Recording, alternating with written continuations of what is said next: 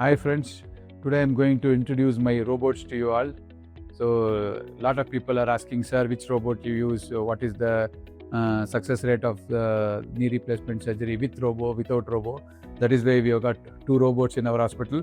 And let us introduce my first robot. This is a CUVIS robot.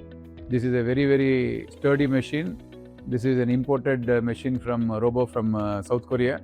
It is very widely accepted across the world, and it gives very good results whenever we have used this surgery for our knee replacement surgery patients.